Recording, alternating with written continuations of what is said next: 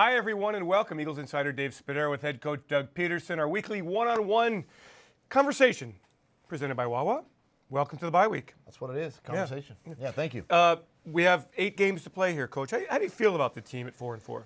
I tell you, first of all, resilient group. You know, for the amount of injuries that have piled up this first half of the season. Amazing. So it's incredible that we're sitting here at 4-4. And quite frankly, I mean, everybody at the bye could say, hey, we could be undefeated, we could be 0-8, we could be 5-3, 6, whatever it is, but and we could be that. Mm-hmm. But I tell you, I feel real good where we're headed, the direction we're going. The way we finished off our London trip was very positive, obviously, and you know, really looking forward to the next 8 games, and none bigger than the one coming up in a couple of weeks against the Cowboys, a division opponent.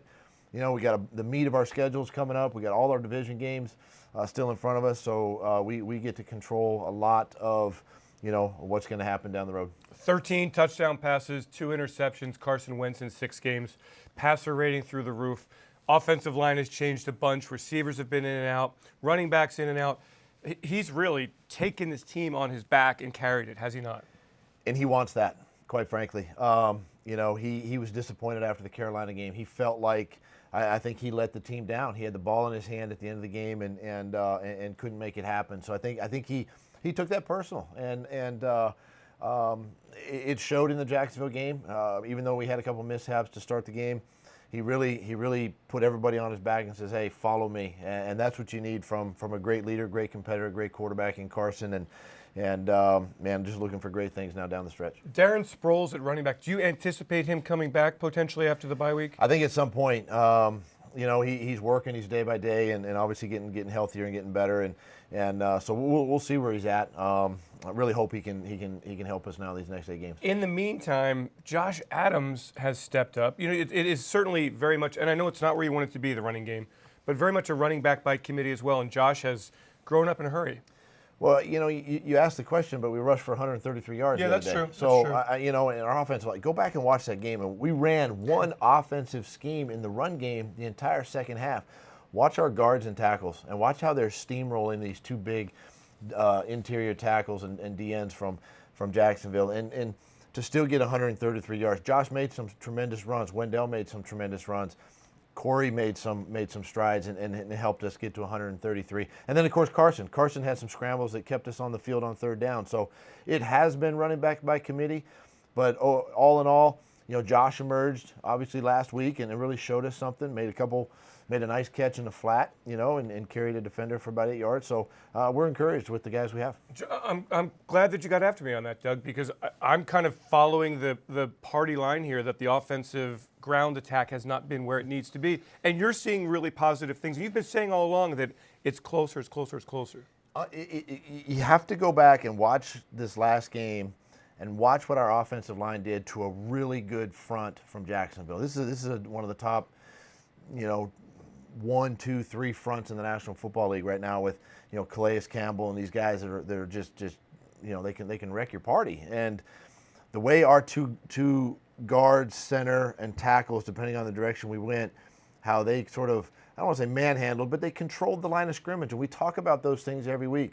And what they allowed our running backs to do and the creases that they gave these guys, and to rush for 133 yards, you know, on 28 attempts, I believe, and then throw for 30 is a well-balanced offense, and, of course, you know, come out with a victory. O-line has had a lot of injuries. No, let's be honest. Jason's been a weekly concern.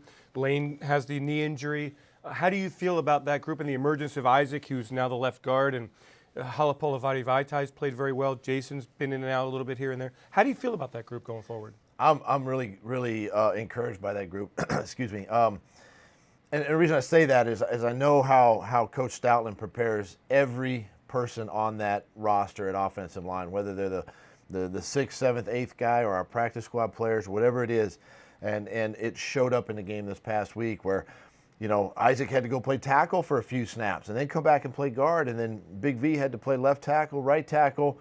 Wiz had to go in and play, and we didn't miss a beat. And that's the thing that I think sometimes people misunderstand with our offensive line. Sure, there's going to be injury, and we do have injury up front, but the continuity, we did get Jason Peters back in the second half of that game, but the continuity that those guys are playing with right now and the confidence they're playing with really gives us a lot of momentum carrying into these next few games. I like what Jordan Matthews seems to have become here in this offense. He's kind of a third down, go make the first down guy.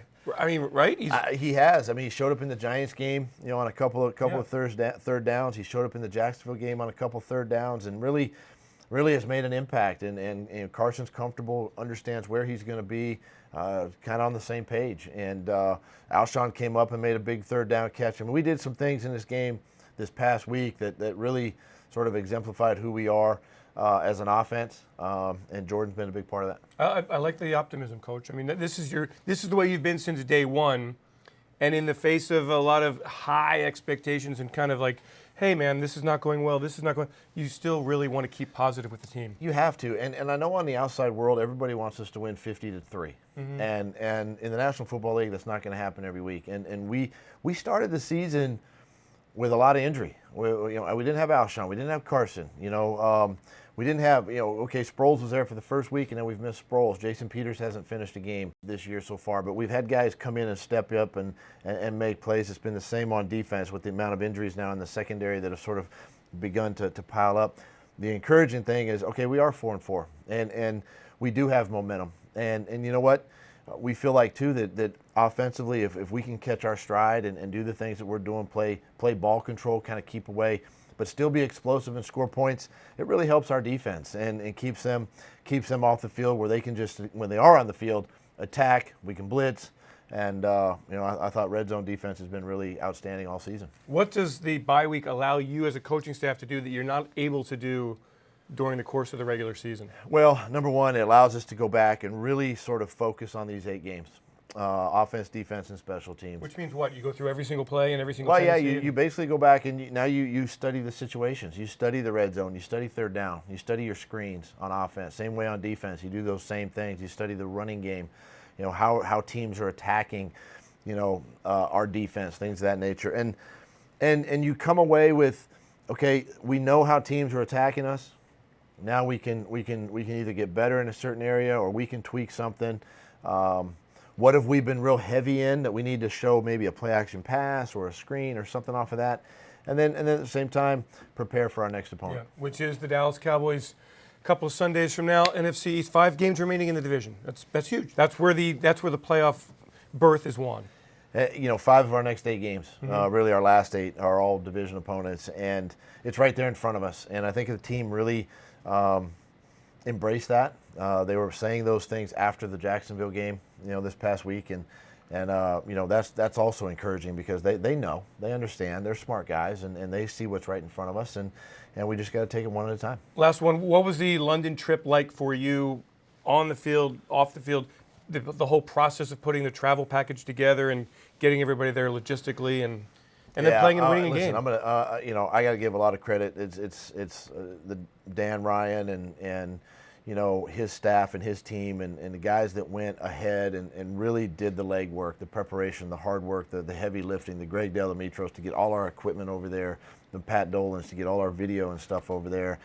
Guys that had a big impact that we don't speak about a lot. They really made this a seamless transition for us to travel over there, and it was great for the players, for the coaches that we had time to really tour the city or see the city if they wanted to, and plus you had time to just relax and rest. And we were together as a team, and it was a great trip. And of course, to come away with a victory is even sweeter. Made that 8-hour plane ride back a lot nicer.